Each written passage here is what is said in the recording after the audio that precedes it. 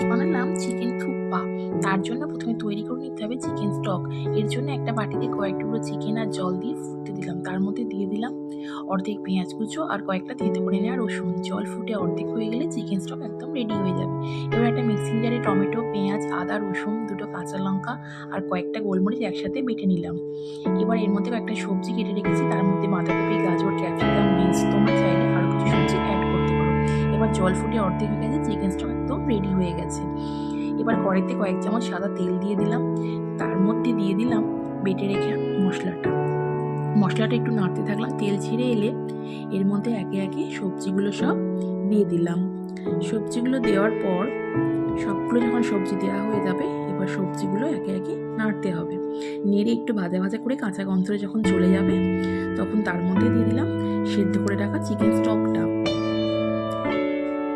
Chicken stock দিয়ে একটু নাড়াচাড়া করলাম। নাড়াচাড়া করার মতো দিয়ে দিলাম স্বাদ মতো লবণ। লবণ দেওয়ার পর কাঁচা চাউমিনগুলো তার মধ্যে দিয়ে দিলাম। চাউমিনটা আর সবজিগুলো একটু নাড়াচাড়া করে যাতে সবজি আর চাউমিনের সাথে মিশে যায়, তারপর একটা ঢাকা দিয়ে দিলাম। ঢাকা দিয়ে দিলাম একটু যাতে সেদ্ধটা হয়ে যায়।